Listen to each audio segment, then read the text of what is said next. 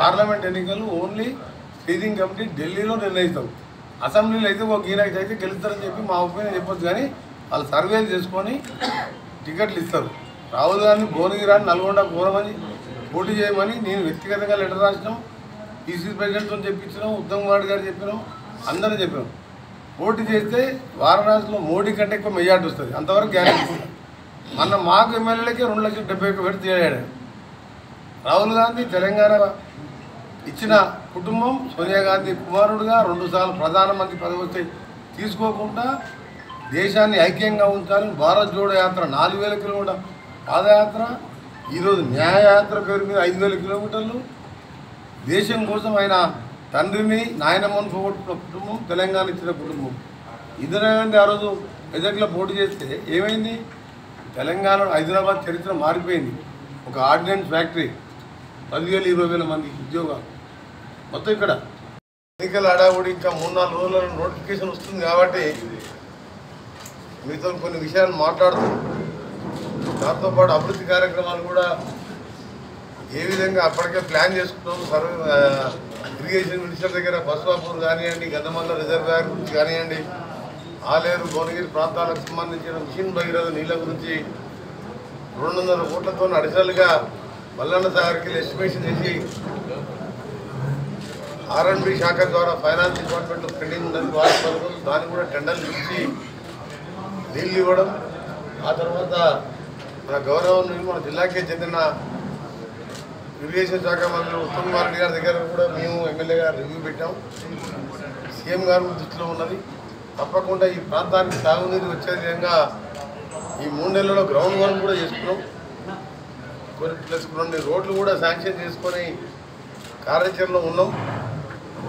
అని పార్లమెంట్ ఎన్నికలు కాబట్టి ఇప్పుడు ఈ ఎన్నికలు కూడా ముఖ్యం కాబట్టి ఈ ప్రభుత్వం గత 10 ఏళ్లలో మొత్తం తెలంగాణని సర్వనాశనం చేసి ఆఖరికి ఏ విధంగా చేసిందంటే 6,000 స్కూళ్ళను, గవర్నమెంట్ స్కూళ్ళను కూడా బంద్ చేసి, ఒక ఇల్లు కట్టకుండా, ఒక రేషన్ కార్డు ఇవ్వకుండా, ప్రతిరోజు కుంభకోణాలే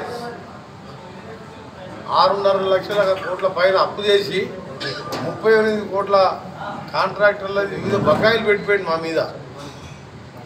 అయినా మీరు చూసినారు, ఫిబ్రవరి నెలలో 5-6 తారీఖు శాలరీస్ ఇస్తే మార్చి 1 రోజు 3 సంవత్సరాల తర్వాత 30 నెలల తర్వాత 1వ తారీఖు రోజు 6.5 లక్షల మంది ఉపాధ్యాయులకు, ఉద్యోగులకు, రిటైర్డ్ పెన్షనర్స్కు 1వ తారీఖు శాలరీస్ ఇచ్చి మళ్ళీ పాత రోజులు కాంగ్రెస్ ప్రభుత్వం రోజులు తీసుకొచ్చినాం.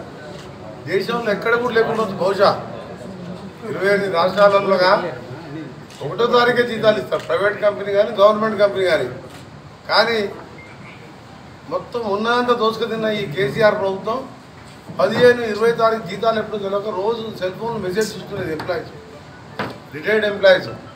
ఎందుకంటే బ్యాంకు లోన్లు ఉంటాయి, పిల్లల స్కూల్ ఫీజులు ఉంటాయి, కిరాణా షాప్ బిల్లులు ఉంటాయి.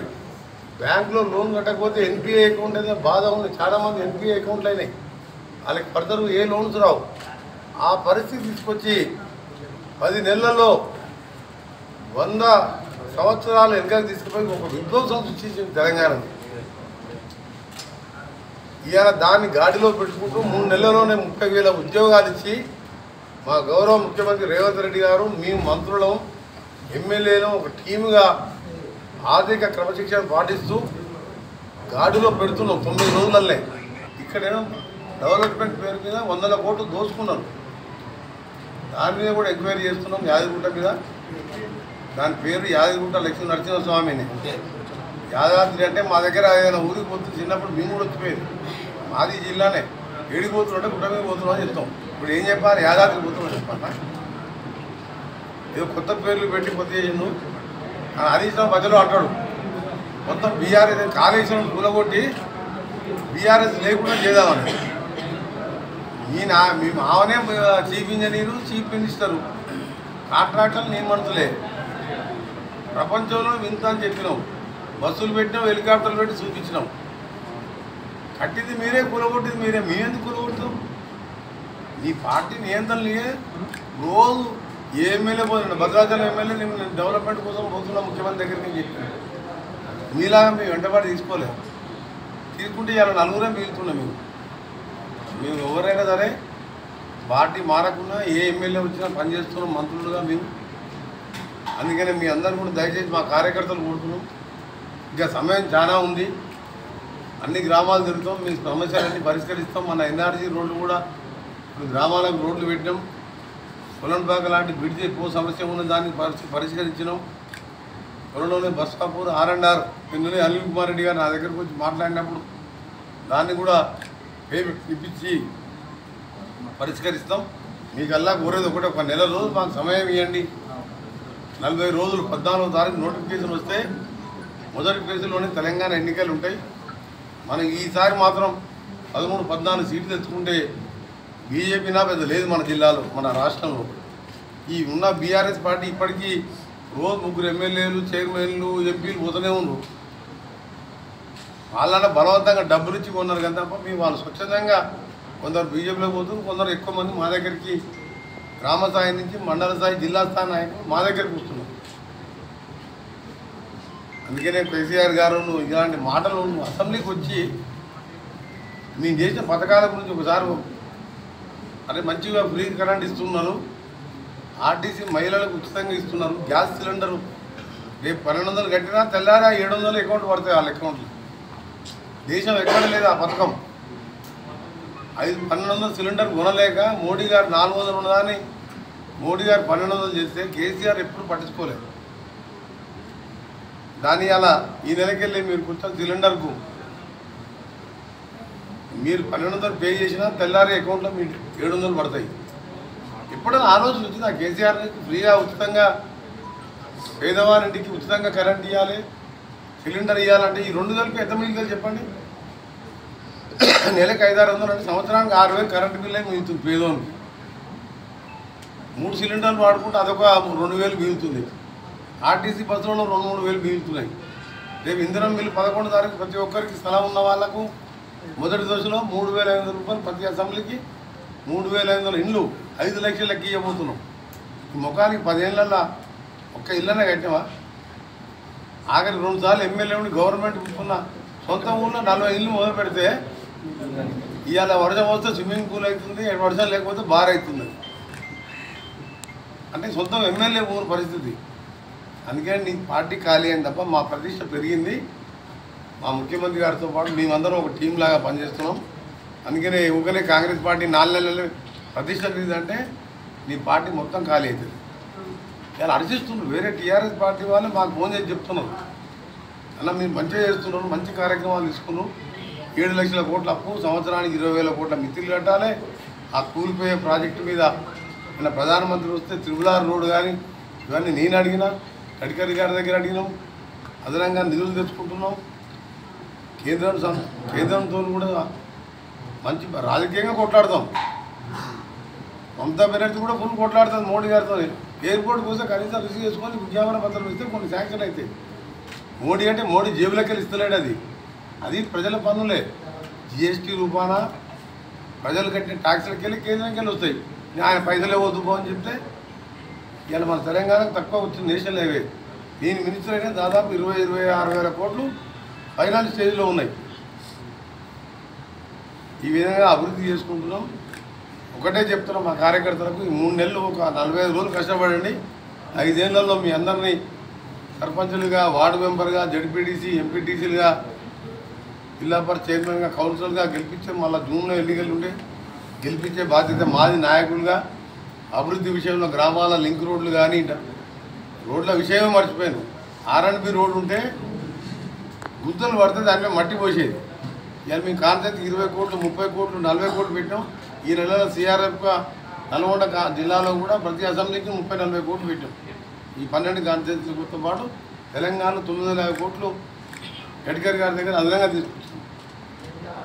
త్రిపులార్లో కూడా బాధితులకు దూరంగా జరిగి వాళ్ళ నష్టపరిహారం ఎక్కువ పెంచి ఇబ్బందులు లేకుండా చేయాలడానికి దాన్ని కూడా ప్లాన్ తీసుకుంటున్నాం. అవన్నీ కూడా వర్క్ నడుస్తున్నాం. ఆయన అయిన తర్వాత చెప్తాను. ఆయన ఉంటాడా, అల్లుడు ఉంటాడా, కొడుకు ఉంటాడా కూడా తెలియదు. అంత దౌర్భాగ్యం దేశంలో ఏ రాష్ట్రం, ఏ ప్రతిపక్ష పార్టీకి లేదు. 3 నెలలు బొక్కెరిగిందని చెప్పి ఇంట్లో కూర్చున్నాడు. అదే హెలికాప్టర్ ఎక్కి చేసిన నాశనం జరగకుండా కృష్ణా నీళ్లు గోదావరి బోర్డు కేఆర్ఎంపీ జిఆర్ఎంపీకి సంతకాలు పెట్టింది ఆయనే 2015-16 బడ్జెట్లో నిధులు పెట్టింది ఆయనే. ఇక ప్రజలు తరిమి కొడతారని చెప్పి నల్గొండకు వచ్చి పబ్లిక్ మీటింగ్ తప్ప అసెంబ్లీకి రాలే. ఇవాళ ప్రతిపక్ష నాయకులు కూడా అల్లుడికిస్తే కొడుకు పోతట్టు, కొడుకుకిస్తే అల్లుడు వేరే దుకాణం పెట్టుకుంటట్టు. ఆయన వద్దామంటే మా ముఖ్యమంత్రిని ఎదుర్కొనే శక్తి లేదు, మమ్మల్ని మంత్రులను ఎదుర్కొనే శక్తి లేదు. ఎందుకంటే ఆయన చరిత్ర మొత్తం తెలుసు, ఆయన 10 ఏళ్ళ స్కాములు తెలుసు. తెలంగాణ ఉద్యమం ఎవరు ఆయన కంటే ఎక్కువ మేము చేసినాం. తెలంగాణ కాంగ్రెస్ అని తెలిసి మొగలు లేక మమ్మల్ని ఫేస్ చేయక వస్తలేడు. ఆయన నేను ఒక మాట అన్నాడు, దాని గురించి ఇవన్నీ చెప్తున్నాను. చరిత్ర 4 నెలలే 3 నెలలే కానీ 90 రోజులే కానీ ఆయన 4 నెలలే ప్రభుత్వం ప్రతిష్ట దిగజారిందంట. ఎందుకు 30,000 మందికి 3 నెలల్లో ఉద్యోగాలు ఇచ్చినందుక, 1వ తారీఖు జీతాలు ఇస్తున్నందుక, 22 కోట్ల మంది మహిళలు ఇవాళ ఆర్టీసీ బస్సులలో ఉచితంగా ప్రయాణిస్తున్నందుక, మన నల్గొండ కొన్ని బస్సులలో మోటార్ సైకిల్ వేసుకొని తిరిగితే వాళ్ళ కళ్ళల్లో ఆనందం చూస్తే నాకు కూడా ఆనంద బాష్పాలు పాడించినాయి. సార్ మాకు నెలకు 700-800 కరెంట్ వచ్చే బిల్లు ఈ నెల 0 బిల్లు చూపించుకుంటూ దళితులు, మైనార్టీలు, బలహీన వర్గాల అన్ని వర్గాల ప్రజలు సంతోషంతో వాళ్ళు, ఎందుకంటే 1వ తారీఖు బిల్లు కట్టారు, 2వ తారీఖు కట్ చేసేది ఆయన. దళిత వాడలు చూడలే, మైనార్టీ వాడలు చూడలే, బీసీలను చూడలేదు. అలాంటి 0 బిల్లు ఇచ్చి ఉచితంగా 200 యూనిట్లు కరెంటు బిల్లు ఇస్తున్నందుగా ప్రతిష్ట ఎవరిది దిగజారింది? మీ పార్టీ మొత్తం దిగజారి 3 సిట్టింగ్ ఎంపీలు బీజేపీ కనుగొప్పుకొని అందులో 2 బీవీ పార్టీలు అచ్చంపేట రావణ్ కొడుకు టికెట్ తెచ్చుకుంటూ బీజేపీలో. వరంగల్ మేయరు, చాలామంది మేయర్లు, మున్సిపల్ చైర్మన్లు ఇప్పుడే మోత్కూరు చూసినాం, మన నల్గొండ చూసినాం, రేపు తిరుమలగిరి చూస్తున్నాం, మన భువనగిరి చూసినాం. మొత్తం చైర్మన్లు, రామగుండం చైర్మన్తో సహా 20 మంది కార్పొరేటర్లు. కాంగ్రెస్ ప్రభుత్వం ప్రతిష్ట దిగజారలే, నీ పార్టీ మొత్తం కూడా దిగజారి మొత్తం 0కి వచ్చే పరిస్థితులు వచ్చి 3 సిట్టింగ్ ఎంపీలు వచ్చి సిగ్గు లేకుండా కేసీఆర్ మాట్లాడతారు. ప్రభుత్వం ప్రతిష్ఠించారు. ఉద్యోగాలు ఇస్తే ప్రతిష్ట పెరుగుతా? ఏమన్నా అంటే అన్నీ రెడీ చేసినాం. మరి రెడీ చేసినాక ఎందుకు ఇస్తానికి ఆలస్యం? నీకు టైం దొరకలే పాములకి వెళ్ళి బయటకు వస్తానికి? ఏమీ చేయలే. మీరు మొత్తం పెండింగ్ పెడితే రాత్రి మొదలు మా ఆఫీసర్లతో మంత్రులం ఎంటబడుతూ అన్ని స్ట్రీమ్ లైన్ చేసి సెలక్షన్లు చేసి ఒక సిస్టమ్ ప్రకారం ఉద్యోగాలు ఇచ్చినాం. ఒక మెగా డిఎస్సీ ప్రకటించినాం. వచ్చే నెల ఎగ్జామ్ పెట్టాం. 565 మంది గ్రూప్ 1 ఎగ్జామ్స్కు నోటిఫికేషన్ ఇచ్చినాం. 10 ఏళ్ళ చేతగాంది 90 రోజులలో చేస్తే కాంగ్రెస్ ప్రభుత్వ పద్ధతి. కేసీఆర్ గారు నీ పార్టీ పని అయిపోయింది, అయిపోయిన పార్టీ గురించి మాట్లాడడం వేస్ట్. రేపు పార్లమెంట్ ఎన్నికల్లో తేల్చుకుందాం. నీకు ఒక్క సీటు కూడా రాదు, జాగ్రత్త.